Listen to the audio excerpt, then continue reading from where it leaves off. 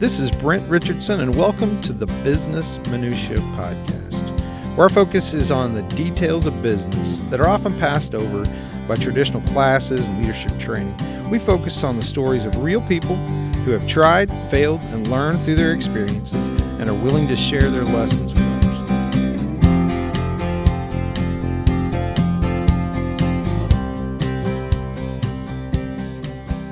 I'm sure I'm going to have people judge me based for what I think is funny, but there is a Key and Peele sketch where they are texting back and forth with each other. It's two friends, and they're like, we're supposed to get together for a drink, and they're texting each other back and forth. And there's just gross miscommunication that creates a massive conflict to the point where the guy shows up to meet his friend. He's ready to kill him. Right. Ready to throw down. Classic example of how usually when we talk about conflict resolution, it usually starts with some.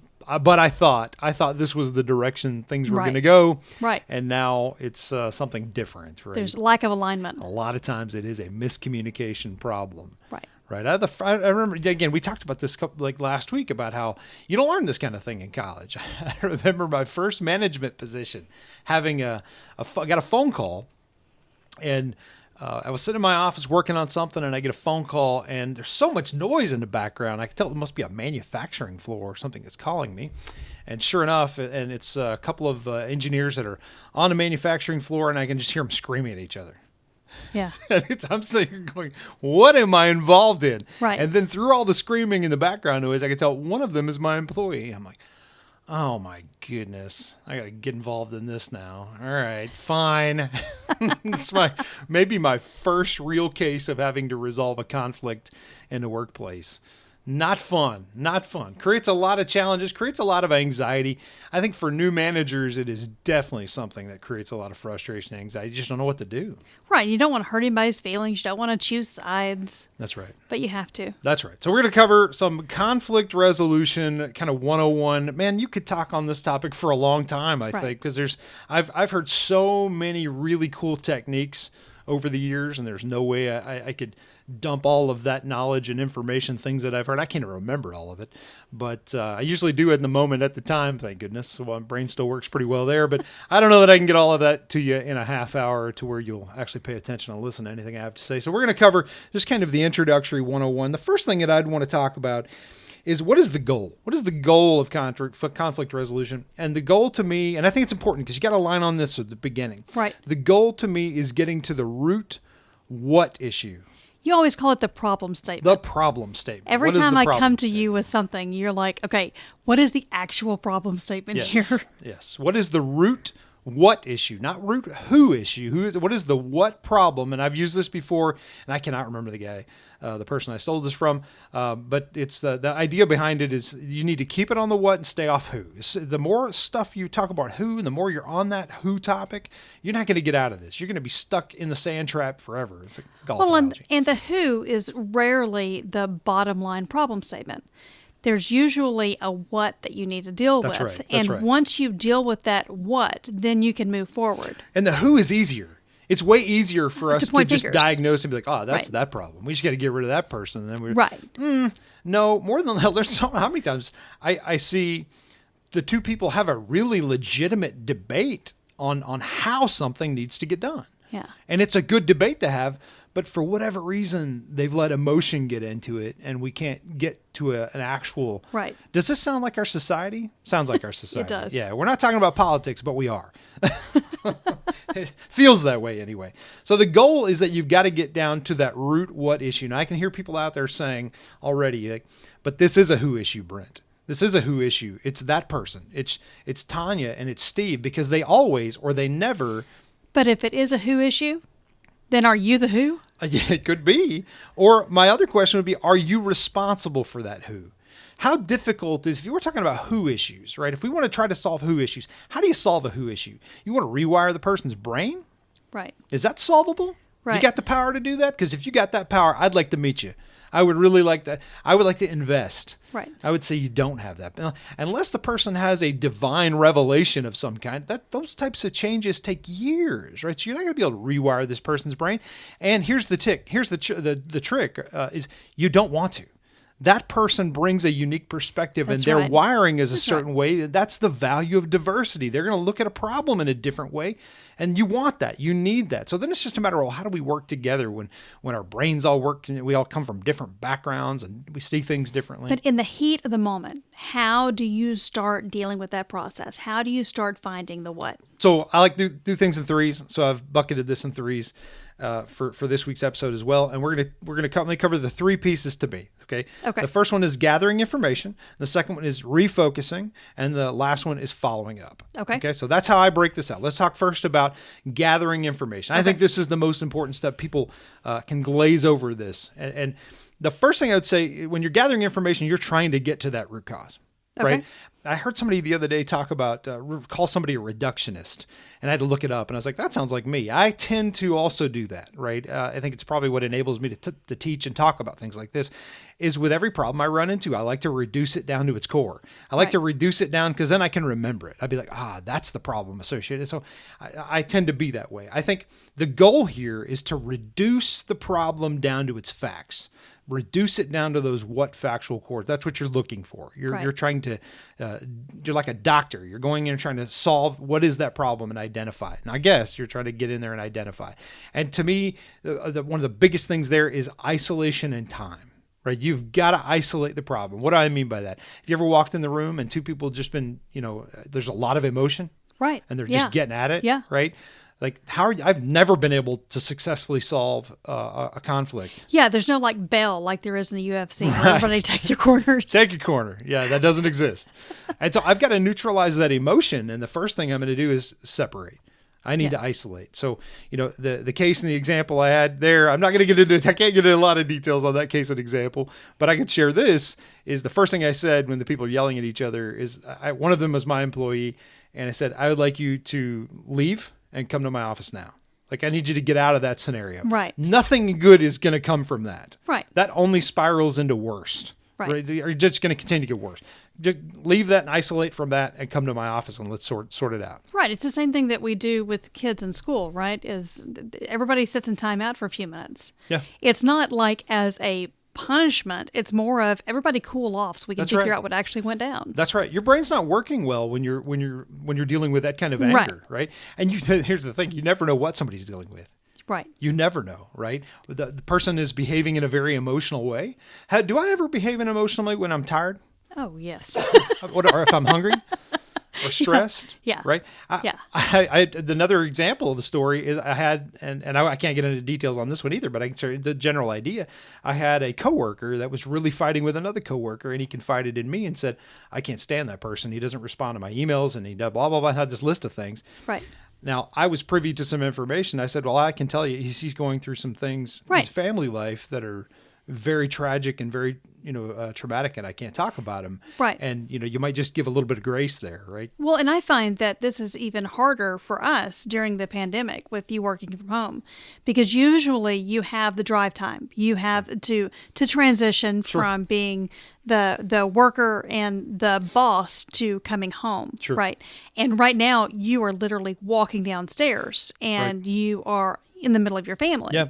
I find conflict has spiked in the pandemic. Yeah. Oddly enough, I thought, this is going to be great. But it actually spiked a little bit in the sense that there's a lot of things going on in people's lives. It's been a stressful time for a lot of people. It has been. And it causes them to have a hard time focusing on these what issues, and they tend to go to who and the more only frequently. time that you're actually interacting with your coworkers is when you're actually problem solving. And you can't see their face. Right. So you tell yourself a story about what they're thinking and what they're saying. Right. Right. And so that can be dangerous, right? Yeah. So having that isolation, sleep on it. The brain is amazing. The human brain is incredible. You are actually solving problems at night while you sleep. That is a scientific fact.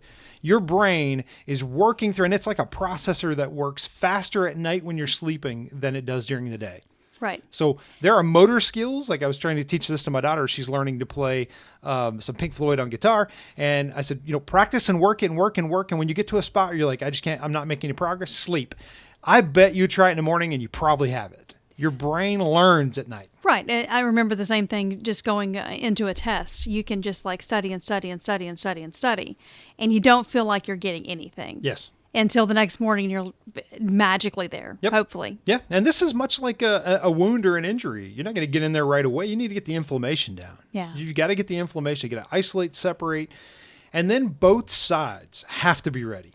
That's true. Both parties have to be ready to resolve conflict. Yeah. You can't resolve now you can have forgiveness if one side is right and the other refuses to, but you can't resolve it. Right? It's got to be something that both parties are going to need to be mentally involved in. Yes, it. right. Yeah. So we talked about reduce this down to its factual information. You're gathering intel. You're gathering information. You're asking clarifying questions. What do I mean by that? I think there's two different ways you can look at this. Either you're in the conflict, and we'll talk about this throughout the episode. Either you're in the conflict midstream and it's your conflict. Like with a coworker. Right. Or you're the mediator. Right. You're the boss or you're the friend or something, and there's two parties that you're trying to serve as a mediator. And the approach is a little bit different. So we'll address each of those separately. But if you're in the middle of it, I think the first thing for me I like to remember is, you remember that time you were wrong? Or remember that time you thought you were wrong? I always had this joke that I'm never wrong. One time I thought I was wrong. Right. But remember that time you were wrong. You might be wrong again. I don't like being wrong. Right. I don't know anybody that does, right? And you sure don't like to be told you're wrong, right? Yeah. But when I'm getting that, and I have a tendency for my heart rate to get high, and I'm like, oh, I'm ready, I'm already boiling. I'm waiting for the person to stop so I can just tear into them. No. That's not going to get you anywhere. That you need to remember, sometimes you're wrong, and you might be wrong now. Right. And it's tough because, you and I are both very competitive people, right? So it's difficult to break down that competitiveness and say, okay, I don't have to be right. I don't have to win. Yeah.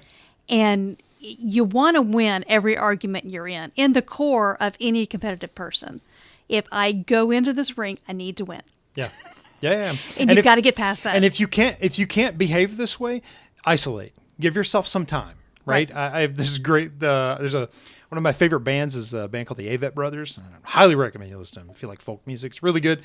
And there's a great song that I like of them. And the music video at the beginning, it shows them kind of arguing and fighting with each other. And he makes this statement, well, I guess we're just going to have to let that come to us. Like, I'm going to need a minute. And I'm like, yeah, man, that's the best way to deal with it. If you're fighting about something, I'm going to need a minute. Right. Rather than storming out, say, I'm going to need a minute and just let that kind of come to us and let me process a little bit on that. But you need to take the high road, right? You got to high road this all day. What do I mean by high road? That's such an exhausting thing to do, though. Because you want to fight it out. You bet. But the high road is, I am not going to put you down. Yes. I am not going to attack you. I am not going to, but I'm also not going to lay down. Yes. I'm not going to give up. I am going to tell you, I need to take a walk. Yes. I need to get a drink of coffee. I need you to give me 5 minutes. That doesn't mean I hate you. Yes. And I'm not going in the next room and talking about you behind your back. Yeah. I just need a process. Let me think. Let me process this, right? Everything is permissible, but not everything is good for you. Right. Right. And is it permissible for you to retaliate and lash out, especially if the other party is? Sure, it's permissible. Is that a good idea? Not at all. Right. Not at all. Unless you're a politician, that's probably going to backfire on you. It's probably best for you to hold off on the finger pointing. I know we were talking, before we were recording, and you were asking me, have I ever observed an executive, some of the big shot executives behave that way? Never. Yeah. Never. They're hyper professional. Now, what they're thinking might be very different than what they're saying, but they're not going to retaliate in that way, or they're not going to respond in that way, because it doesn't make, it's not a good look. Right. It's not helping you. It's not benefiting it's also not solving the problem. That's right. Right. So you got to take the high road. And if you can't, isolate and gather information. You're gathering information for yourself. Like, if I'm in the middle of one of those cases, I'm just going to go quiet and be like, hey, I'm going to need a minute and let that just come to me. I might need to sleep on it. Okay, right? so that is if you're involved in it. What if you are the mediator? If you're the mediator, are the parties ready? Are the parties ready to actually resolve the conflict? Or if you still see this emotional behavior, now, I think it's important to acknowledge the emotion. Right. I think it's important, if you're the mediator or if you're in the conflict, to maybe more so if you're in the conflict, to acknowledge people's feelings. Yeah. There is a tremendous neutralizing power in acknowledging someone's emotions, if that makes sense. Oh, yeah. Like, here's an example. I remember hearing a vice president took this approach, and it's where I learned it. I was like, holy cow, that was really powerful. Where there was a really passionate argument that was made. You could tell the person was really frustrated, and I'm like, all right, She's about to tear into her for behaving unprofessionally. She didn't. She said, I am hearing a lot of frustration and anger. I know this must be really frustrating for you.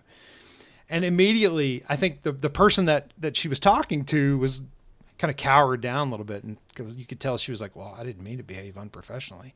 Yeah. And that the goal was not to do that, but she just acknowledged. She acknowledged the feeling. And how does that make you feel when I do that? Makes me feel heard. You feel like somebody's listening to you. Yeah. Right? Because ultimately the person's venting. And usually. I don't have to agree with you. That's right.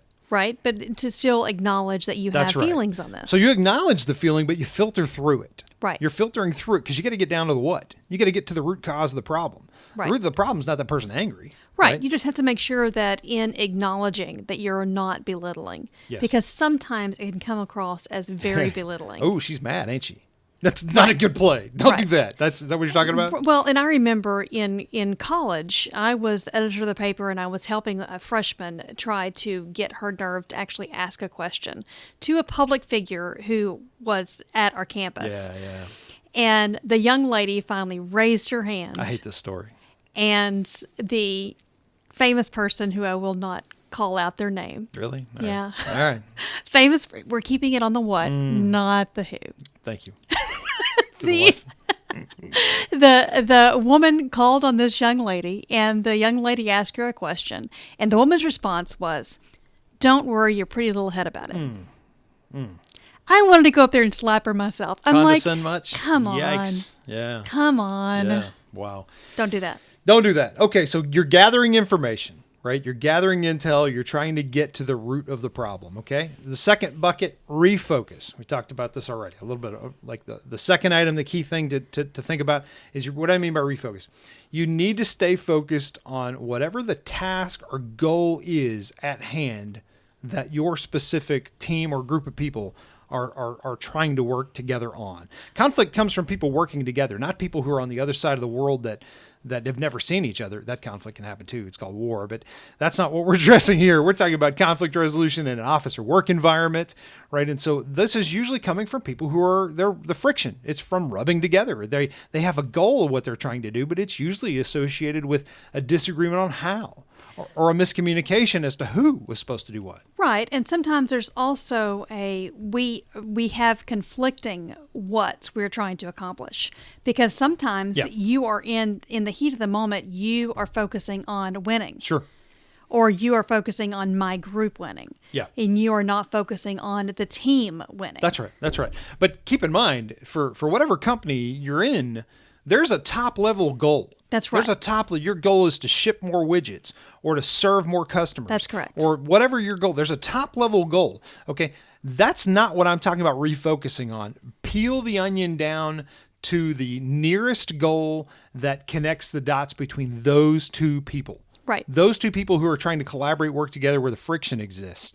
Get it down to there are common goals that those two people or their organizations both have in common. That's the common ground you need to focus and start from. Right. That's what you lead with. Like when it does come time to actually have a conversation about resolution with the folks, if you're the mediator, if it's you involved, you still need to do this. Like if I had beef from a particular person that I had conflict with, and I'm sitting down to have a conversation with them about resolving this, maybe I said, "Hey, I need a minute. I'm coming back, and we're going to discuss it." I'm gonna lead with, "Listen, I know my team's goals are this, and your team's goals are this as well. This is our common thing that we're both trying to do." Right. The umbrella that encompasses both of them. And we have to do that. Right. We have to do that, and I have to have you to be successful here. We have to do this together. So right. Then you've got common ground that you can build off of. Right. Right. Now, what if it's just you that's in the midst of this conflict? Right. It's maybe a little bit different than if you're the mediator. If it's just you, okay, now you've had your time to calm down. Right. And now you're back in the mix of this, face to face with the person that just aggravated the fire out of you. Right. The first thing you got to do is you've got to filter your thoughts. Like once you're in that situation, you've got to continuously filter your thought. What I mean by that is that we all know people. They're fun usually to hang out with. Right. That don't have a filter. Right. They have a thought in their brain and they go batter up and they just right. And they're fun to follow on social media because you never know what they might say. You never know. It's like provocation for shock value times 20. Right. It's entertaining. it's bad if you're in that situation trying to resolve a conflict because you're not getting out of it like that, right? So you need an on-deck circle. You need a temporary holding spot for your thoughts before you just, toss them out there and see what happens. Right. Here's the thing. Words matter. Right? The old sticks and stones thing, right? Sticks and stones may break my bones, but words don't hurt me. That's not true at all. No. That is not true. Words are outrageously important. And if you can't choose and select the right words, you need to add pauses. You need to find a way to go catch yourself. And I've had leaders that I was talking to. You could tell who knows what they might. I wanted the unfiltered version, but it probably would have just made me furious. Rocked your world. But you could see them pausing, and I would say, "This is the part where you say something," and they'd say, "I'm processing. Give me just a second." I respect that. I think that's a good thing, right? And I use that too with you. I think if we've had conflict, how many times have I said, "I'm listening. Give me a second. Let me process." I know words matter, so I want to pick the right ones so that I don't. You don't want something that's going to trigger someone. Right. You don't want language that's going to cause them to divert their brain down a path that you don't want to go. That may not be that's not the intent of what I'm trying to communicate. Right. And some people will need that pause to filter out those triggering languages. Let me give you some examples. Always, never. Things like, that's what I would expect from somebody like you. Yeah. That needs to get filtered out. You Right. got to get that out of and that can't come out. Wait, once toothpaste comes out of the tube, it don't go back in. Right. You've got to pause and filter that out. And then to me, the best way I've found to do that is to find value in the person. Yeah. And this goes back to how we address, working horrible coworkers, and even negative feedback when you're coaching and giving negative feedback, which I think ties to this episode very well. But when I'm going through both of those cases, a similar kind of mentality or psychology that I need to get my own brain in the right frame of reference is I've got to find value in that person. If I can't find authentic value that I see in that person, it's really hard for me to do this. Right. And sometimes that value is based on the conflict right now, and sometimes that value is external value. Sure. And you have to know that I need this person in this group. I need this person in my life. I need this person to work with in the future. So you don't want to do anything like, don't worry your pretty little head about it because I no longer respect you. Yes, absolutely. And maybe a point to add here is that there are going to be people who just don't like you. That's true. And, that was something, it was hard for me to come to grips with that because I've always tried to be a likable person and I just try to be amicable and get along with everybody. But if you're going to accomplish something, what's the old saying? If you're going to make an omelet, you got to break some eggs. Yeah. So there are cases when you're doing something that somebody won't like it, right? Or they just won't like you. And that's life, man. I mean, that's just how things are. There's some things you can control and some things you can't. And there are some people that are not going to respect the high road. Right. And they are going to do everything they can to get you down to their level. And that's right. And then it's still your job to take the high road. Yeah. You have to continue to take high road wins every time. I'm telling you. And it's so hard to do. Out. And it wears you out. Yeah. And I guess we all probably have some way of dealing with that. For me, there's things I think and then I'll joke about privately, but I'm never going to, you can't be like, batter up. Let's get them up there, right? The high road will win every time. And I think that another part of this is to acknowledge the points that someone else is making. Yeah, even if you don't agree with it. Yeah. Right? I think we talked about acknowledging their emotion. Acknowledge points that they're making, even if you don't agree. And I'm like, how can I do that? Doesn't imply I agree? No, I think it's easy to say, I can totally see where you're coming from on that. Yeah. I totally get where you're coming from. Right. And the instinct will be, but. Your instinct would be, I see you're coming, but don't do that. No. Don't do that. So here's another example you could use instead. And I just saw this the other day where somebody was doing this. I'm like, oh man, you were so close. Hey, I totally see your point. I understand where you're coming from. Have you ever considered? Right. That's a totally different approach you're taking to the person. Right. Now you're asking them in a different way. It's not, but when you take the other approach, I get where you're coming from, but you're just basically saying, I disagree. Or form it as a question. Can you help me understand this part? Right. I totally understand where you're coming from. Can you further that by telling me how you work with this And part? the difference between those two methods is one comes across immediately for the other person's brain as I disagree. And you might as well just said disagree, or you could have, whereas the other comes out as I hear what you're saying. Help me understand further. I'm looking for ways for us to work together. Right. It's almost an Collaborate. olive branch. And it's such a little change that's why I say words matter. Yep. Such a little change in the language that can make a big difference. I think you're 100% right. Acknowledging the person's point, even if you don't agree with them. So what do you do if you are the mediator? If you're not the one involved in the problem, but you are trying to mediate between two? Yeah, and so if I'm the mediator and I've got everybody together and we've refocused on what our common goals are and we have that common ground, and now I'm getting into, okay, here's the what problem that I see that's happened. Do we acknowledge and agree with that? Now, here's the key. That what issue, I should have already aligned with the two parties. If I'm the mediator and I have two employees that are having this problem, I'm privately going to have already had this conversation. So you're not surprised. And I don't want them surprised either. Right. And then here's an important point that's maybe a 201 kind of trick. The language that I'm going to use privately in those two conversations needs to be as close as possible to the language I'm going to use when I pull them together. Okay, why is that valuable? I don't want any surprises. I don't want them feeling like they're being duped or surprised or that I'm manipulating in any way. Yeah. I want it to be, hey, we just talked about this and we agreed to this. Both parties, yeah. Okay. This is our common goal. This is what we're trying to do. We all agree this is the what problem that we're trying to solve. Right? Now, again, are there who issues? Yep, we're going to get to that in a second, how we address the who issue, because we know that also happens. Yep. But that's not your path of getting the resolution. Your path of getting the resolution is working. Now, you need to have proposed solutions and working through these individually with those parties, focusing on what, and have proposed solutions in your mind before you come into that meeting, before you're coming into this resolution. If you're going to do that, I know sometimes you can resolve the conflict privately between the two parties. I still think that it's good to get them together. Right? We got to collaborate together in the future, and you don't want bad blood. Right. You don't want there to be this continued, animosity that's under the surface, right? It's better to pull the two parties together. Right. Now, I've done that, pulled the two parties together, and there's still a lot of anger, right? Because it was from one particular person that was characterized by that. And then we'll get to that here in a second about how you address that. But that's how I'm going to do that. Refocus, folks. Make sure you've aligned with them privately. And then when you get them together, you should just be getting head nods, right? Yeah, makes sense. All right. And then the third bucket is follow-up. And what do I mean by follow-up? Okay, you've resolved the conflict. You got head nods. We're moving on, the problem solved. You're done, right? No. This is where I think it's important to also resolve the who issues. Right. And not everybody is going to get the opportunity to do anything about who issues. Right. I know we'd all like to. We'd all like to fire all the people we don't like. Right. Okay. If you're the boss, then those who issues are your responsibility. If the people that are having this conflict are inside your team and they report to you, this is your issue to address. And don't skate it.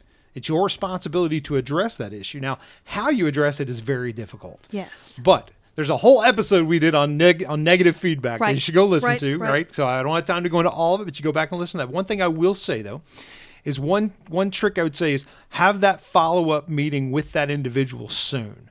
I wouldn't do it before the conflict had been resolved. But once I've gotten the parties to agree, here's the what, and we're going to solve it and the problem's solved, then I'm going to have a follow-up meeting with the individual. If I see, hey, and I'll give you an example. I had a person that I mentioned earlier was characterized by having these kinds of who problems. Okay. And I would regularly hear them in the hallway yelling with people. Yelling with some people and I'd hear employees yelling back at them that never raise their voice ever. Now, am I saying some people will get animated and be loud? That's not what I'm talking about. Right. I'm talking about clearly, when somebody's yelling at somebody in a negative way, right? And I could tell, whoa, there's one of my star employees yelling at somebody else. Whoa, something's going on. And it was about the fourth time that had happened. And now I know, okay, I have a systemic problem here. Now, you're the boss. It's your job to fix that. The whole team's looking to you to do something. That's right. Right? So you got to have some courage here. Don't just ignore and act like maybe it'll just resolve itself. No, you need to address it. You need a round of coaching. So the way I'll do that is I'll have that initial meeting with the person, and the way I would approach it, again, it depends on how often it happens. Okay. But if it's the first couple times, maybe I've just observed it twice. Okay, that's enough for me. I might do it the first time, depending how bad it was. Then I'm going to have a conversation that sounds something like this with the person. Hey, where's all this angst coming from? So there's a lot of emotion here that's coming. And anytime I see people yelling at folks, I think, okay, and I think we've got the what problem resolved here, right. but help me understand where that's coming from on your side. Is there something I can help you with? Right. Get them to acknowledge the emotion. Get them to, you're at least opening the conversation, and let's see where it goes from there. Right. Right. If it's happening consistently, because in this case, I had that same conversation and they just denied, I don't know what the problem is. That was the only problem. Happens the second time or third time, then I'm saying, hey, recall, we just talked about this emotion, angst, and this frustration that's coming out. Okay, this is again happening. I think we got to get to the bottom of this. This is not acceptable behavior for us. And now you have a thread you can pull to go work with this individual and try to get to the bottom of it. Right. Right. And it reminds me of if you ever find yourself in a who question and you repeatedly find yourself in the same situation, no matter how many relationships you're in, no matter how many coworkers, you are consistently having the same pattern. Maybe the who problem is you. It could be. Yeah, I've seen leaders who were naturally combative and confrontational, and their organizations followed the same suit, right? Right. We can all get in a conflict every once in a while, but Sure. if you are consistently in conflict, maybe. If you consistently cause conflict, I'm going to replace you. Yeah. That's just the fact of it, right? So Right. maybe that's a call to action for you. If you find yourself in conflict all the time, if you like being replaced, maybe, go wild and continue to do it, but that's probably what's going to happen. So as a manager, do you also follow up with the manager of the other person? Yeah, we're talking here about cases where these are your employees. When they're not your employees, what do you do? Which is the opening story we talked about, where I have my employee and another employee that are yelling at each other. What I did there is I circled back. I hate that saying. I gave a phone call to the managing person for the other individual, made sure they knew, hey, this is what's happening. I'm dealing with it and addressing it on my side in this Right. way, and Right. making sure that they're informed and just letting them know that, hey, this is a data point. Because again, it's not your job to solve those problems, and let them go deal and address with that themselves. And then the last piece on follow-up that I want to say is, if you're involved in the conflict directly, and you've maybe you were able to address it, you took the high road, maybe the other person didn't, or maybe they did, and you're able to get it resolved. Don't just leave it there, Right. because there will still be a lingering elephant in the room every time you have interaction with this individual. Continue to extend the olive branch. Right. And to me, the way you do this naturally is if you have already connected with that person and you have found some commonality, if you have found what you value in that person, Yeah. then if you can hit that up again, Yeah. right? Even if it is next time you have a problem, say, hey, I know that you are really good in this area. Sure. Or it may be that you guys both have coffee in common or biking in common Sure. or whatever. Connect with them in a non-judgmental way. I have had one case in my career where I had a personal conflict with an individual. I resolved it, and I was able to get together with the person, and I'm friends with them now. Yeah. So it's possible to go do that. We were just at odds on the particular goals we were trying to achieve. Yeah. Right. And I didn't like the approach or the manner and the language, and it just got combative in a hurry. And I was able to resolve it and patch it up, and I really like the guy. I enjoy hanging out with him. Right. So it's not a personal thing. You've got to get past those things and extend the olive branch. Now, at the same time, I've had folks that did me wrong. Okay, that's all Yeah. I'll say. That did me wrong. And I still continue to work with them and extend the olive branch, but I'm cautious. Yeah. I'm careful. I'm a little more careful than I was before. I recognize that there's a chance that this person can throw me under the bus, so I'm maybe a little more careful about it. But that's not going to prevent me from collaborating with a person, continue to work, because I may need to.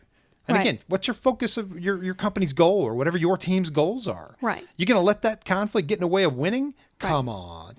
And you and I are wired differently in this, because I know that I'm one that when I go to bed at night, I am replaying everything that I said, not only today, this week, this month, this year. Sometimes I'm reflecting back to, I wish I hadn't said that in 6th grade. Yep. And I stay awake all night thinking about this stuff. Yeah. I can't get over it. You, however, I don't know if that's true. you say everything that you want to say, and are you able just to move on? No, it reminds me of this great joke from, I wish I knew the stand-up comedian that said it. I can see his face, but he was talking about dealing with conflict resolution with his wife. And he's like, I figured out now with all the arguments that we have that how this works. No. Right? She will say mean and nasty things to me in the heat of an argument. And then at that moment, I'll say nothing. And then later, I'll die of cancer. I think we might be just the opposite on this because I just absorb and I hold it all in and I never let it go. I tend to let most things roll off my back. Now, yours is at night before you go to bed. I'm more like, I love the joke about arguments I've won in the shower, volumes 1 through 12. Right. I'll replay things I should have said in my head, right. At times, and and it's not a good space to be. I try to get out of there as fast as I can. And it's so funny. Sometimes I will talk to someone and I'm like, man, did I offend you last month when I said that? And they have no clue. Right. They have no clue. Yeah, the worst is when you find out you did and you didn't know. Oh, yeah. It's so bad. Yeah. I hate it. But I think that part of conflict resolution really is getting out of your own head and realizing that and having the confidence to have the conversation, have the hard conversation so that you can both get over it. That's right. And the more aware you are of yourself, I think helps, right? The more you realize, all right, I can control my emotions. Right. I'm going to control my emotions. I'm going to be the bigger person. And then you're going to find yourself being able to get to the bottom of the real problem. Right. And for me, it is, I will go through and have to figure out, okay, what do I have control over and what do I not? Yeah, because you can't control that person's response, but you can control yours. Exactly. Absolutely. Exactly. Good stuff. Conflict resolution 101. Have a good week, folks.